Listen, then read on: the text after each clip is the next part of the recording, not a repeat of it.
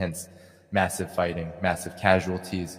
So could you speak on one, we have a Patreon member question who says, what happens if Israel violates this UN resolution? Because now it has been passed, Russia abstained, but the rest of the Security Council said, okay, let's go for this ceasefire. What happens if Israel decides not to go along with it? And how do you see this ceasefire, this recent ceasefire proposal within the larger framework of how this genocide, this war is going? Let me just throw in, I hate to do this, Dan, but my brain works in weird ways. And I don't like to leave any useful analogy unreferenced. You said that the Israelis got caught going in, and that led to this broader battlefield.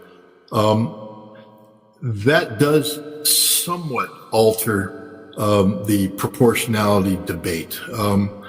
It's still disproportional use of force, but it's not as though the Israelis said that this is automatically going to happen when the raid takes place. What happened is, as you said, the initial assault force came in, was detected by Al-Qassam. The fact is, there's a lot of reason to believe that these hostages weren't held by Hamas at all. These were held by the PFLP. And so, somebody caught them. The major firefight took place, which required then the Israelis to launch strikes to suppress the fire, and the civilians got in the way. And I can just hear people say, my God, those Israelis are so cruel and inhumane and all. Are people familiar with Desert One, Operation Eagle Claw? It was an American aborted plan to rescue 50 some odd American hostages held by Iran at the U.S. Embassy in Tehran. There was also a smaller element of Americans held at the Foreign Ministry Annex. Delta Force, together with a team from Special Forces Detachment in Berlin, were going to launch an assault to free the hostages. But do people understand that the assault was going to be supported by an AC-130 gunship flying circles over Tehran? AC-130 gunship has 105 millimeter cannon, 40 millimeter cannons, 20 millimeter cannons.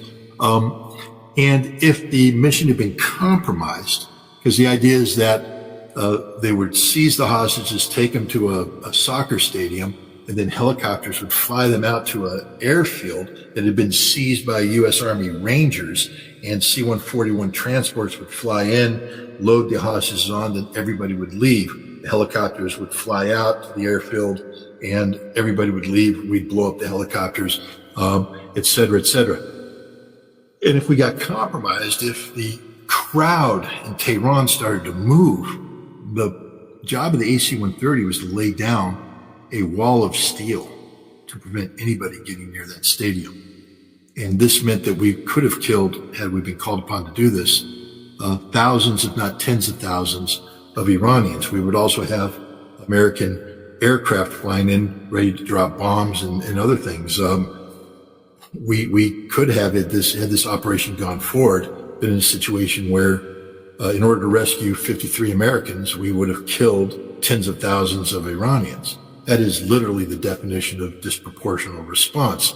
But the American response would be, we had a right to get the hostages, and we also have a right to protect our force once we begin carrying out this operation. And so, we have to, I don't like to be fair to the Israelis, because I really don't think they deserve fairness in this in regard, but we just have to be responsible when we talk about this particular operation and not be hypocritical. It would be hypocritical of me to sit there and throw darts at the Israelis without acknowledging the fact that had America's hostage rescue operation in Iran gone forward, there was a real chance that we would have killed thousands, if not tens of thousands, of Iranians in the process. So that's that. Now let's get back to your question. Sorry, I had to get that off my conscience, because I don't like to be hypocritical. I like to be balanced. Where does this leave Israel? Israel is in a very difficult situation right now. And the Israelis know it. There's panic in Israel as we speak. In order for Israel, the nation, to exist, it needs to be literally a land of plenty, a land of comfort, a land of economic success. And to have that, Israel has to live in peace and harmony with its neighbors, and to be horizontally and vertically integrated with its neighbors from an economic standpoint. This was on October 6th. Everybody was talking about normalization of relations. Israel was negotiating normalization of relations with Saudi Arabia. Joe Biden had just gone to the G20 summit in India, where he bragged about what he called the India-Middle East Economic Corridor, which would connect India with Dubai, and Dubai with Saudi Arabia by rail through Jordan, into Israel through Haifa, into Greece, so that India and Europe are now connected by this corridor. And this is such a big deal that Benjamin Netanyahu himself briefed this during the General Assembly debate in September. Instead of putting up his cartoon figure of the Iranian bomb, he put up a map that showed, Israel's role in this. And this is what Israel needed to survive as a nation state: peace and prosperity. Israel will never again enjoy peace, ever. They're not going to defeat Hamas. Gaza is a permanent wound. It's not going to be resolved in Israel's favor. Israel is talking about expanding the conflict into southern Lebanon against Hezbollah. Israel cannot win that conflict.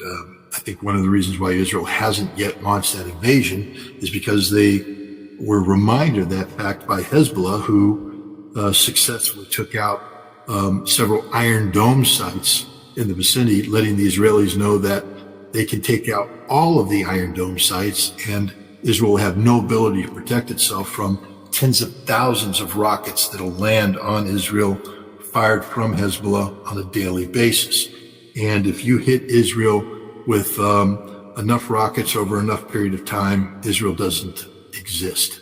And the other thing is that Hezbollah isn't going to fight a fight that allows Israel to put 50,000 troops into southern Lebanon to push Hezbollah back to the Litani River.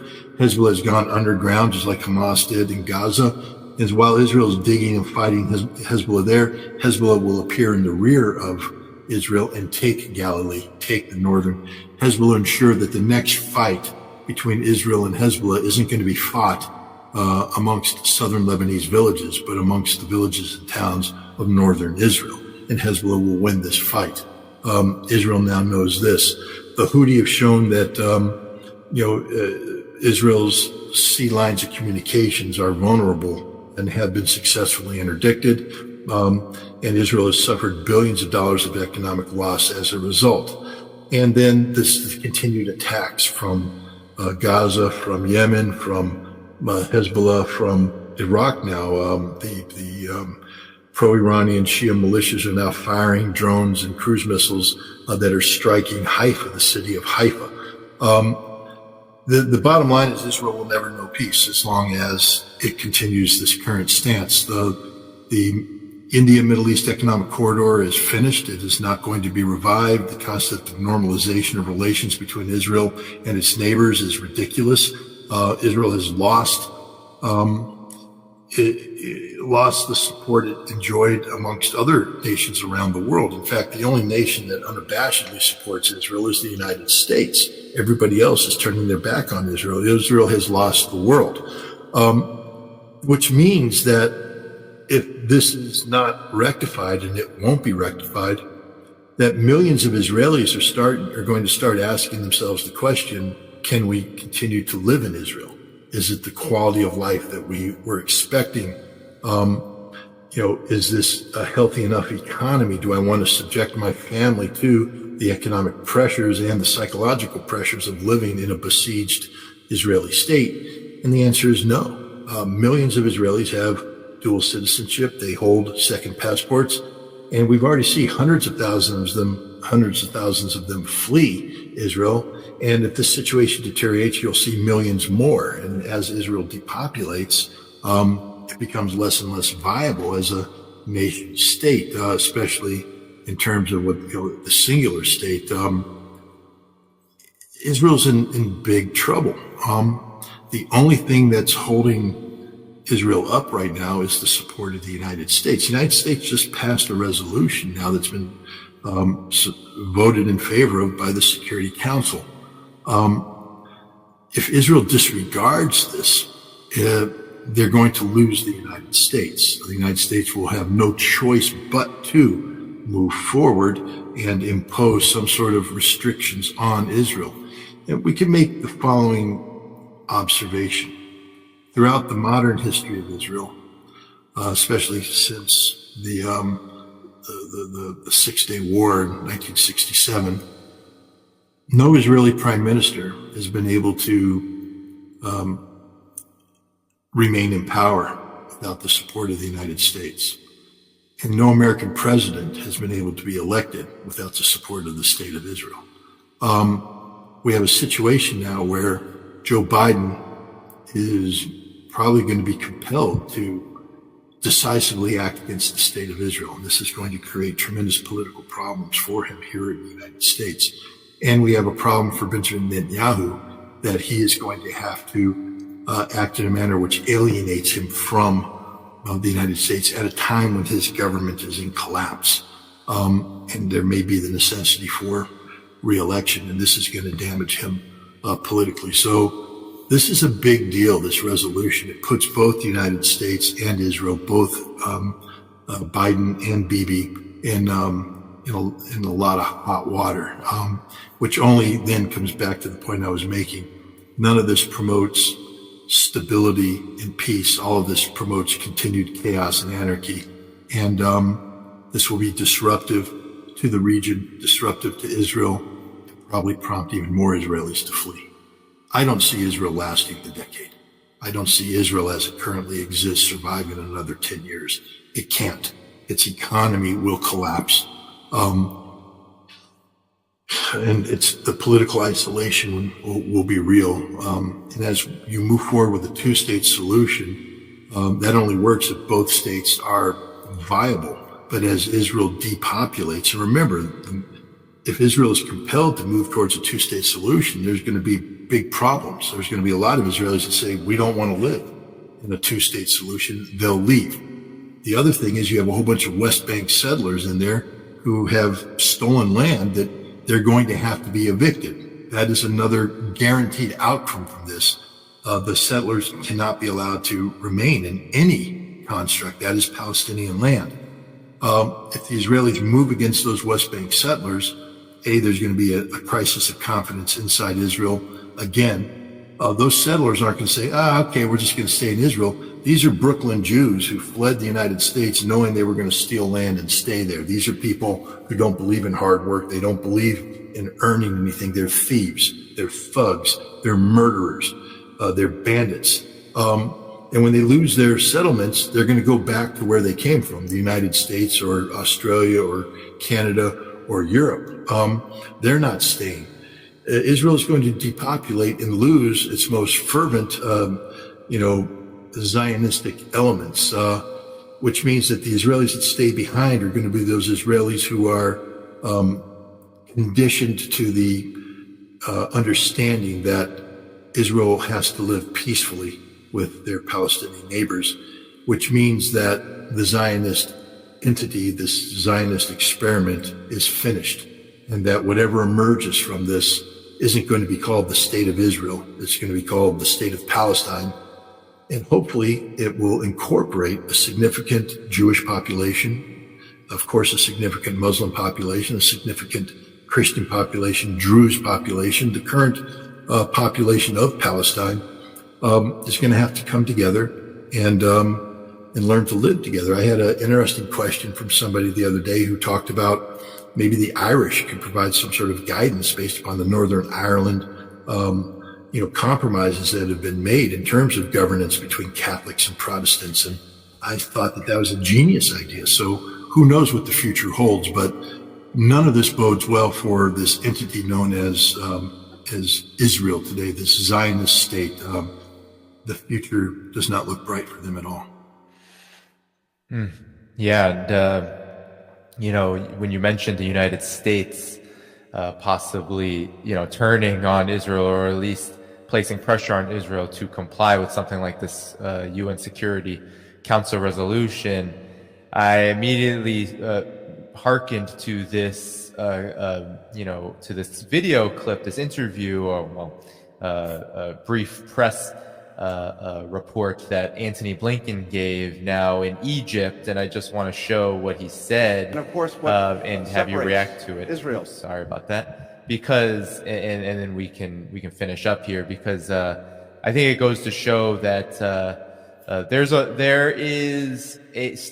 a lot of, I think, very impassioned and quote unquote ironclad still support. The United States, I definitely agree, is feeling the pressure to bring this thing, or at least the iteration that we're in, this brutal genocide, to a particular kind of close. But even so, here's what Antony Blinken had to say when just after this horrific military operation called Rescue Operation happened. This is what he said when he landed in Egypt. And of course, what separates Israel, the United States, and other democracies when it comes to incredibly difficult situations like this is our respect for international law and, as appropriate, the laws of war. So we know that Israel will take all of the precautions that it can, just as we would. And again, that's what separates us from Hamas. And of course, that's what separates the United States and Israel from Hamas. Final word, Scott. I loved what he said. And as appropriate, the laws of war. As appropriate, yes. I know that when I was going through my officer training, that and we received extensive training on the law of war, that the judge advocate who was up there schooling us never once said, and as appropriate, the laws of war. He said the laws of war are absolute, baby, and you will go to hell if you violate them. I mean, that was drilled into our mind, the absolute imperative of Marine Corps leadership to ensure that the men and women that we're entrusted to lead into harm's way never allow the emotion of war to get the better of them. Never allow revenge and to allow the death of your fellow Marine to turn you into a maniacal killer of innocent civilians. There wasn't as appropriate. No, it was absolute, because the law of war is absolute. So Blinken gave away the farm there. That's one of the more dumb things that he could say. But the fact is, I mean, here we have the International Court of Justice, the court mandated by the United Nations Charter, calling what Israel is doing genocide. And we have a raid that appears at face value to have violated critical elements of proportionality when it comes to this, the legal question of, can you use humanitarian, aid as a front for carrying out a military operation? Is that a violation? You're not allowed to launch attacks from hospitals. So could you be allowed to launch attacks from a pier that was built for the purpose of delivering humanitarian goods? There's a whole bunch of questions here, but Blinken, is just lying through his teeth. Israel has not been operating in conformity with international humanitarian law, with the law of war. Israel is a gross violator of international law, and the United States, in facilitating Israel's action, is likewise a gross violator. So, with all due respect to the Secretary of State, he's just dead wrong on this. But again, what do you expect from a Biden administration which has provided blind support virtually for the crimes committed by Israel against the citizens of Gaza? Thank you for tuning in to my latest video. I appreciate all of your support. This channel, however, needs your help. I am seeking to make this channel more sustainable in the long term and upgrade necessary equipment to ensure that this work continues onward and makes progress to give you all of the geopolitical analysis that you all deserve. For that reason, I'm asking you to become a member of my Patreon community at patreon.com/DannyHaiFong. You can find that link in the video description or in the pinned comment below. For whatever amount you choose to give, just know you are supporting independent media that you can't find anywhere else. Thank you so much, and I look forward to the next video. The disarmament of NATO. It's not just the disarmament of NATO from a physical standpoint. NATO has lost all credibility. I mean, NATO lived off of the perception that it was this giant alliance full of these modern armies with this modern equipment. And those Russians wouldn't dare mess with NATO because NATO had Leopard tanks. NATO had M1 tanks and Challenger tanks, and NATO had stuff. And it turns out that stuff is garbage. It also turns out that NATO armies are useless. I mean, Germany, for instance, has been exposed as literally nothing but a bunch of, schnitzel-eating, beer-chugging fat men who can't fight. They can't pass a physical fitness test.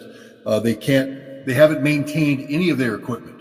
Germany's talking about putting together a 5,000-man brigade in Lithuania to reinforce the 1,500 battalion that they have in there. Except they don't have any tanks. They're like, well, we'll send the brigade, but we don't have, and we can't make tanks. Their industrial capacity has been diminished because of sanctions, because of the whole energy thing, and they're now paying 3 times as much for energy. Their factories are shutting down. They don't have any forges working. They're not producing the steel, the aluminum, or anything. So they can't make the tanks they need to build this magical army that they're talking about producing. When was the last time a German soldier actually put 90 pounds on his back, force marched 25 miles, and did a military task at the end under pressure? Never. They just sit there. They're a peacetime army of men who don't want to be there. What I mean by that is they can't get a job anywhere else. The good mechanics aren't in the German army. They're working for Mercedes, they're working for Audi, they're working for somebody else. The physically fit guys are playing sports. They're not doing this. The German army isn't, it's not a patriotic service because the Germans have forgotten what it means to be patriotic. So they have a military of men who aren't good at anything. They're definitely not good at fighting. And the German army has already admitted that there's nothing that can stop the Russians from reaching the Oder River if they wanted to reach the Oder River. The good news for NATO is Russia doesn't want to do any of that. All Russia wants to do is be Russia. And this is the other thing that's happened here. Because Russia has redefined itself. I don't know if anybody picked up on, the statements made earlier this year by Putin and by Lavrov about Russia's new foreign policy. And it's hinged on 2 things: the issue of Russian sovereignty and the issue on Russian what's the word I'm looking for? Not sustainability, but self-reliance. So basically, when Russia started this special military operation, their economy was woven in with the West, and Russians still had this inferiority complex about, everything's better in New York, everything's better in Berlin, everything's better in Paris. Larry, you were just in Moscow. Yeah. Everything ain't better in all these other cities. Moscow's pretty damn good. Right. And Russia's pretty good. I was in other parts of Russia, in the cities that aren't heralded: Novosibirsk, Irkutsk, Ekaterinburg, Izhevsk, Vodkinsk. They're doing okay too. Yeah. Russia's doing okay. It's not perfect. I'm not going to sit here and tell you that. I mean, Moscow's damn close to being perfect, but Russia is, it's got issues. Hell, they were in the 1990s. Russia was a destroyed economy, a destroyed society. It's, Putin has been rebuilding them for 23 years successfully. But that thing that came out of this conflict is Russia has divorced itself from the West. They are done with the West. That doesn't mean that they'll never be friends with the West. They will. But Russia will never again allow the West to be in a position where Russia will be reliant upon them. Those days are over. This is a new Russia. This is a Russia that has said that Russia will never again be subordinated to the West culturally either. The day that the Russians go, oh, those French have better culture than us, is over. Russia's now said we are one of the major civilizations of the world, one of the major cultures of the world. This has been a paradigm shift in terms of Russia's approach to interacting with the world. This is the big thing. Defeating Ukraine was automatic. Russia was always going to defeat Ukraine. The timing of it and how that was going to happen, can be flexed. The defeat of NATO was never intended. That's NATO's fault for jumping in. But the redefinition of Russia is the biggest story here, because Russia now will never back down. And there's a reason why the United States and Europe wanted to break Russia up at the end of the Soviet Union, because Russia is a huge landmass with a whole bunch of potential, And when you combine that landmass and that potential, you create a problem that the West can't contain. So we wanted to break it up. That's over now. Russia is united, Russia is whole, and they will emerge as, one of the top three powers. I mean, they are already, the top three powers, but they are going to be, I remember how, everybody talked about, Russia's just a gas station with a nuclear weapon. Yeah. Blinken, Biden, they've all said it. Yep. McCain. Well, Russia ain't a gas station. Russia is one of the most diverse, culturally diverse, one of the most intellectually advanced, and one of the most industrially advanced. And I'll leave it at this. All the revolutions that are taking place right now on the battlefield, to give you an example, Ukrainian airplanes started dropping out of the sky where they never dropped out of the sky before. And the Ukrainians are going, what the hell happened? Well, see, Russia sat there and watched and listened. And in less than a year was able to develop a weapon that could be fired and enter into the supposed safe zone without the Ukrainians detecting it and taking out their planes. Because Russia doesn't have a defense industry that's about gouging the taxpayer. The Russian defense industry receives inputs from the field, adapts and develops and then deploys and then perfects. And the Russian weapons today are all being fine-tuned to destroy Western weapons. Meanwhile, we're still putting out crap that breaks, crap that doesn't work. We haven't refined anything. Larry, do you think the U.S. Army has developed a drone doctrine that has, FPV drones at the company level, maneuvering with no. No. And if you ain't doing that, you're going to lose a lot of guys, because that's the new face of war. And if you don't have your drone capability, you're going to lose too. Yeah, no, they're starting to wake up to it, but I'm not even sure. I spent 23 years scripting terrorism exercises for JSOC, and so these involved terrorist scenarios in all corners of the world, everything from nuclear to chem bio. And conventional terrorism. And we always had this process at the end, a hot wash, which was called lessons learned. And what I can say after all that time is nobody learned a damn thing. There were no lessons learned. There were repeated and never learned. Now, I want to go back to something that Scott said, that just to put an exclamation mark on it. 43 years ago, when I was teaching at American University while trying to do a PhD, I took a group of students down to the Russian embassy. And we met, I think, with either the deputy chief of mission or the political secretary.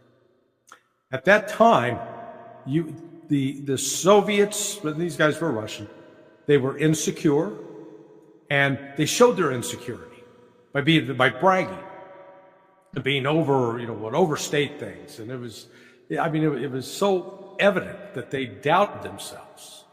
And that was the period when, blue jeans would be a big thing in Moscow. And the first McDonald's, I think, got opened in like 76, 77.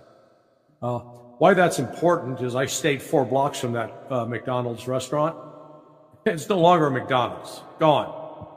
And dealing with Russians, they dealt with someone from the foreign ministry, a very senior official. The confidence they have, the maturity they have, the calmness they have is really something that's it's enviable. You wish we had that in the United States. And I'm not kidding when I say that the United States is in the process of recreating itself into the Soviet Union, the old one, while Russia is in the process of making itself into sort of the powerhouse that the United States was in the 1950s, because they're excelling across the board. And I think the one temptation Russia will have to avoid is what has helped destroy America. That as long as you go outside and keep getting involved in foreign conflicts, keep butting your nose into the affairs of other countries, keep spending all of your taxpayer dollars on these foreign wars, you bankrupt your country in the process. And as Scott correctly noted, you go to Moscow and everything's up to date. It's beautiful. They don't have, like in San Francisco, you can get an app which shows you where all the human beings have defecated on the sidewalks. They don't have poop mats in Moscow. The streets are clean. It's big snow. People are out shoveling snow, and they got machines that work it and get it picked up. So, like Scott said, it's not a perfect place, but they've at least spent their money on making Russia great again. And that's, it really has happened there. And what's so frustrating is in the United States, any politician, any political leader that tries to speak positively about Russia and why we should be friends with them is attacked, vilified, accused of being some sort of puppet of Putin. And what I'm afraid of is it's going to take us getting a bloody nose knocked on our ass before we may wake up and say, maybe we need to talk to the Russians. Yeah, and it certainly is a new McCarthyism, so to speak, era here in the United States. And I wanted to get maybe your final comments before we move on to another topic on when I asked about the global ramifications of the Ukraine conflict. One of the things that's been going on is Zelensky's last presser, the one that you referenced, that you both referenced. He sounded quite down about NATO membership. But in recent weeks, there's been all of this hype on potential EU membership. And, it almost sounds as if this concession of just talking about Ukraine's possible EU membership is just another reflection of the strategic defeat, this rot that is this project Ukraine. Maybe I'll let you and Scott first, and then Larry to comment on it. Has everybody seen that movie Rudy? Yeah. It's very wonderful. You all are more cultured than me. Rudy. And he's basically this small kid. I mean, he's got a lot of motivation, but he wants to play football for Notre Dame. And he walks on, and he spends every year he goes out there and he's on the practice squad and nothing. And they let him suit up in the end his senior year, but he's not going to play because he's not very good. He really doesn't qualify to do any of this stuff. But he gets in at the end. It's a happy ending. Ukraine is the story of Rudy with no happy ending. Yeah. Okay, the crowd can be shouting Rudy, Rudy, Rudy, but what's really going on is they're getting Rudy's hopes up, and the coach just says, no, don't send him in, nothing, sit on the bench. Not just sit on the bench, but get him the hell off the field, get him in the locker room. Ukraine will never be a member of the European Union. It doesn't qualify. Nobody in Europe really wants it to be. This is one of these stupid political ploys that's put out there. And I don't know why the Ukrainians and the Georgians, because the Georgians have been given the same thing. You can be a member of the EU. No, you can't, Georgia. You don't qualify. The EU is an economic union, not just a political union, but an economic union, which means you got to sort of have a sound economy before you can be invited in. Ukraine isn't just a body on life support. It's dead. I mean, there ain't nothing there. You can put oxygen mask on it, put an IV in. You ain't going to recover that. The Ukraine only exists when we give it money. They don't have a viable economy right now. You heard Zelensky in his conference about, I need 6 working Ukrainians to pay taxes to pay for one soldier. So in the West, who's going to give me those jobs? Because they don't have any jobs in Ukraine. They got nothing in Ukraine. So Ukraine will never be a member of the EU. I don't know how to say that any clearer than this. This is one of those sick things that we did with Ukraine to lure them into believing that, they could be a member of NATO. Now, no, I said when they don't qualify to be NATO. They will never be a member of NATO, ever. Well, I think everybody recognizes that now. So now they're putting out that last bit of hope. You can be a member of the EU. We'll fast track you into what? Fast track into what? Membership? No! This is the talks. We're fast tracking you into talks, which means we're going to drag it on. This is like watching a cat play with a mouse before it eats it. It's just sad. But it's Rudy with no happy ending. Hey, remember that the EU voted to let Turkey in too, the accession talks. That's about 21, 22 years ago. They're still waiting. It took Ireland. Think about this. Ireland, bunch of people like to drink a bit. Took them 20 years to get in. So, the notion that Ukraine's going to be bum rushed through the door, that's not happening. Yeah, but the other, I think Russia was surprised by the special military operation on several fronts. One, the weakening and potential destruction of NATO is one.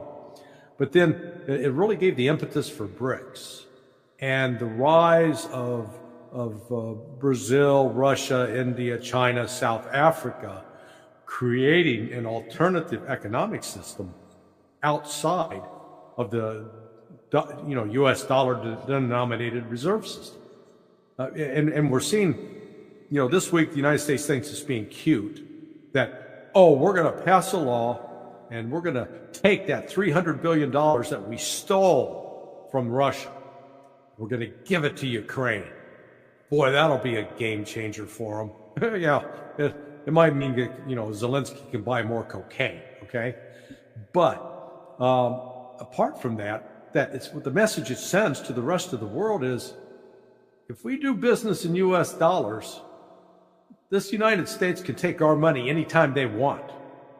And there's nothing we can do about it. So why would we want to get ourselves hooked into that kind of system when we can join BRICS and deal in our own currency? And so it's a fundamental change in the international economic order. The New World Order created in the wake of World War II with the International Monetary Fund, the Bretton Woods Agreement, the World Bank, the United Nations, all of that's coming apart. And the traditional U.S. leadership in that is crumbling. It's being dramatically eroded. And that's one of the things I think Russia awakened, it awoke to. It realized, as Scott said earlier, we don't need these guys. We're our own person. We can do our own thing. Now, if to that point, if we want to have a relationship with them, we'll do that. But, they're sort of like this spouse in an abusive relationship that's realized, hey, I can get away from the wife beater and I don't have to put up with that crap anymore. Yeah, yes, indeed. The world has changed quite dramatically since February 2022, but even in the last year. Larry, you were just in Russia. I know, Scott, you've been. We're talking about economic growth in Russia despite these sanctions. The massive number of sanctions. 2023 seems to be the year where it has become very clear. If it wasn't clear in 2022, it is very clear in 2023 that everything. 3.5% growth right now in Russia. Growth. It's incredible. I have a video from a friend of mine who was at the St. Petersburg Economic Forum earlier this summer.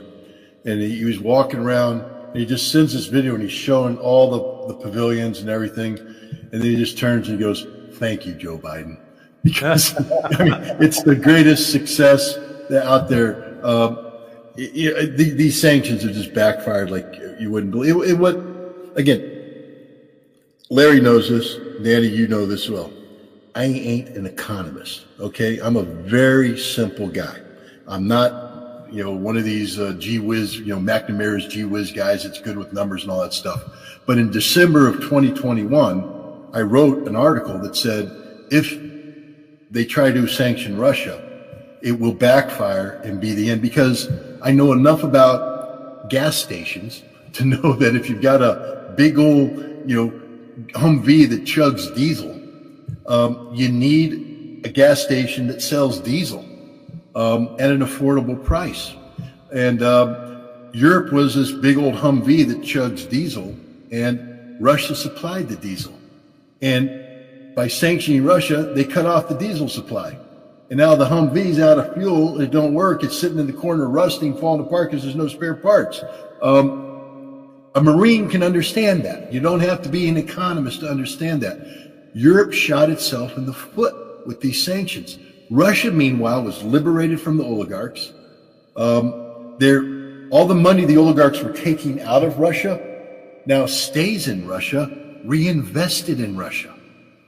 Every city I went to, and Larry, I think Moscow was the same. Was that way in May? You probably saw cranes on the skyline. Yeah. Building.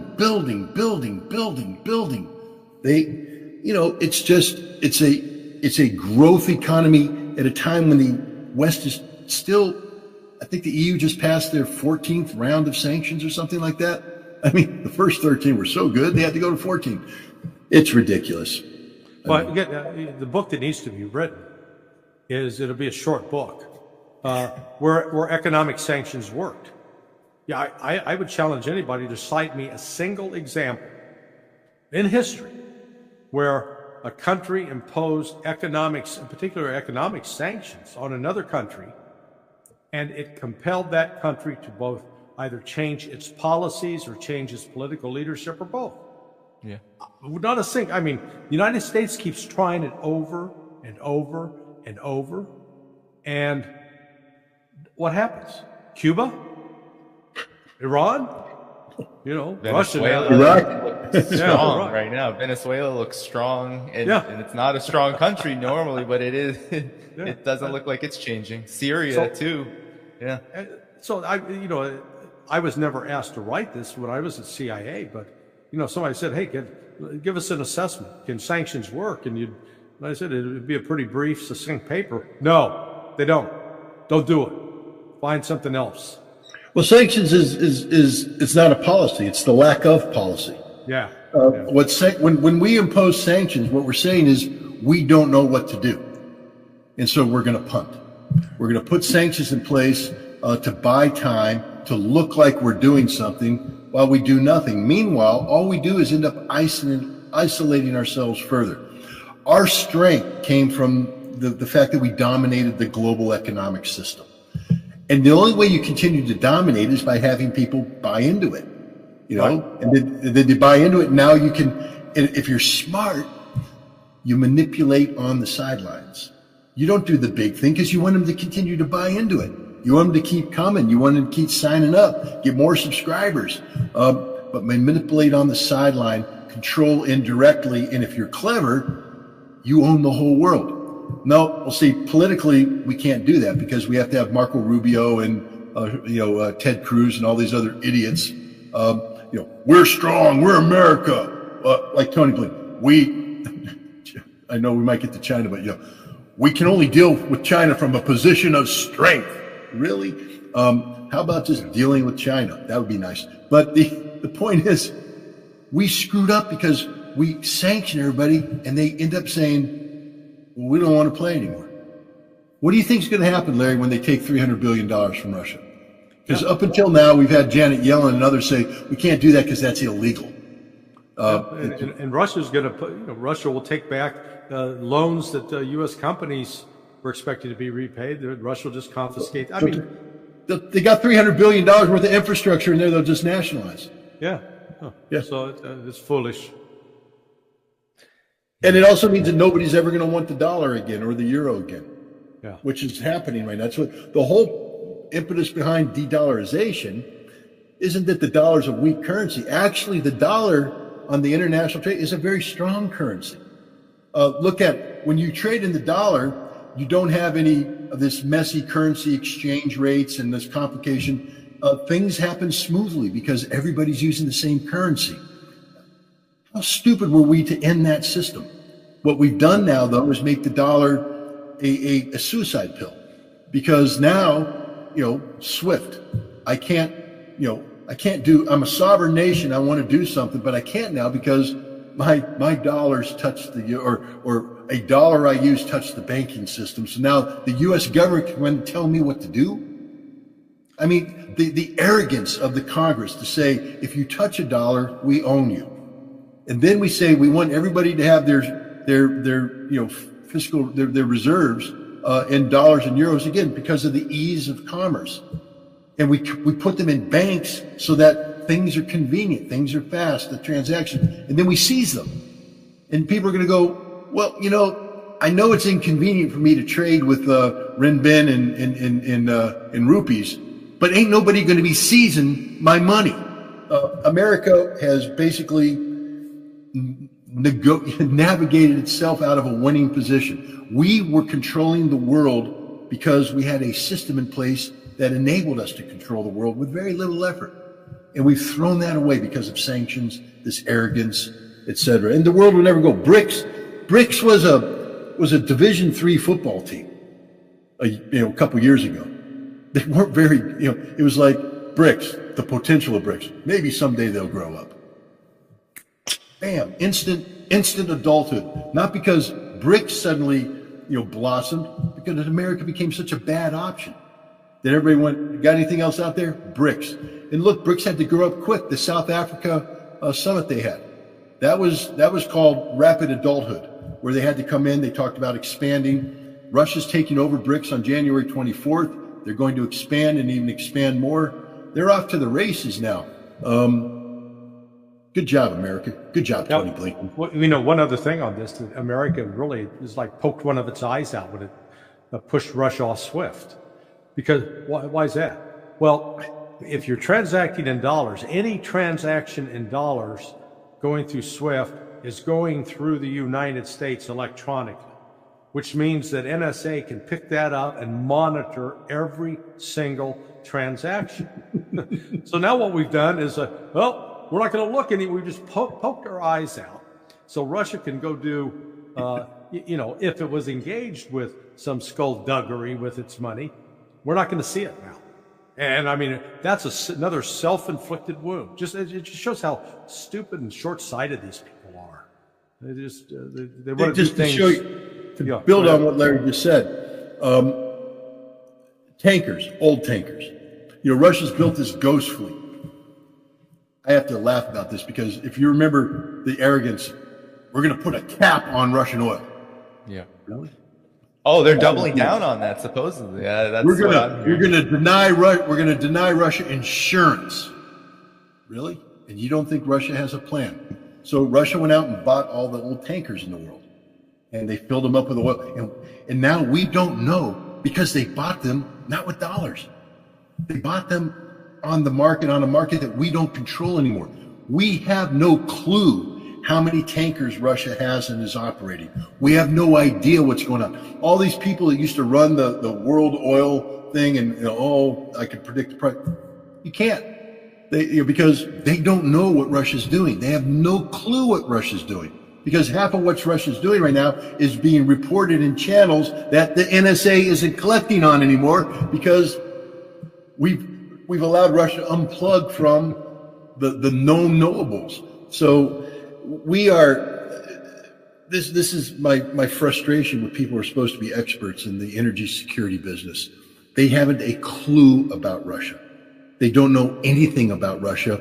They claim they don't need to know anything about Russia. They don't want to know. And this is why Russia's running circles around us, because Russia knows everything about us.